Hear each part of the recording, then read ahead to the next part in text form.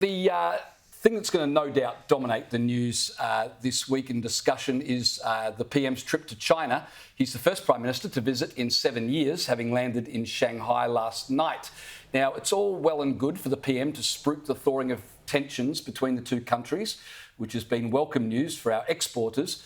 But Beijing's abhorrent human rights abuses, not to mention its thinly veiled intentions for the Pacific, can't go unmentioned.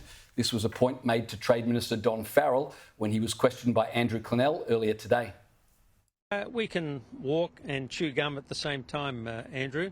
That's been a feature of the Albanese government. We've got a very strong defence relationship with the United States, and we've got a terrific trade relationship with China. Paul, we'll start with you. There's obviously a balancing act here. Do you think he can do, as Don Farrell said, walk and chew gum at the same time? Well, certainly the press can't, because they can't remember that Don Farrell should get a couple of questions about how he staffs diplomatic posts, not with people who apply for the jobs, but his old senatorial mates. But 9 o'clock. The thing is, look, as I said on this show a couple of weeks ago, I stand by it. I understand what the media narrative is going to be, that Albo turning up in China equals, greatest day of all time. Look at him, he's renegotiated everything.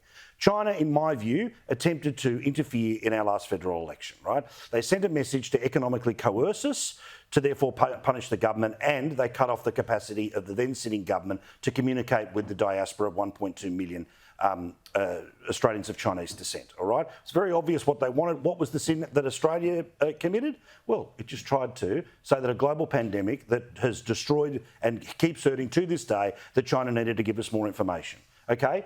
Now, of course, they got what they wanted, which was a new government, which means slowly but surely the bully gets to say, well, mate, I showed you how it works. All right. And now either I can come at you and put your head on the spike and good luck to you, or you can spruik this new relationship. And then it was interesting to me that in Shanghai, one of the 4,000 ministers that China has stands up and says, China's always on the right side of history.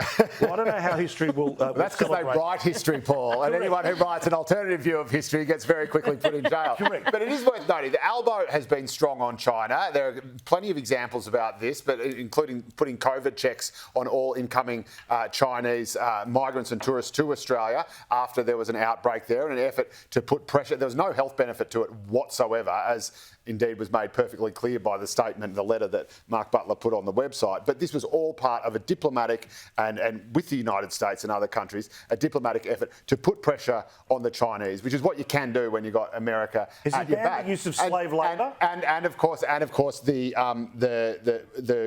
tour of duty they did in the Asia Pacific, and Solomon Islands is an obvious example, but PNG is a more recent one, to try to basically, you can have whatever view of you want, but say, hey, don't turn to China for your economic and security needs, turn to Australia first. Now, all that stuff has been criticised. He's been criticised for being too tough on China by former leaders of the Labor right. So he can't really be accused of being too soft on China when own people to the right of the own party that he sits in. No, my point saying is he's being not too that tough. he is failing in his relations. He's doing exactly what any Prime Minister, all Prime Ministers would do in terms of being able to look like a winner on the trade front. My issue is that even the United States has turned around and said that if it's made with slave labour, we won't import it. This government has a policy of 20,000 solar panels a day, and guess where they're made? Slave labour in China. So take your pick. You can have the photos, all the businesses will chap you on, the media will love it because they all get to have a selfie in front of Red Square. But the reality is, what do we stand for? And what we stand for is what too many governments of all persuasions for too long have said, which is, how much have you got? Who cares what you do with it?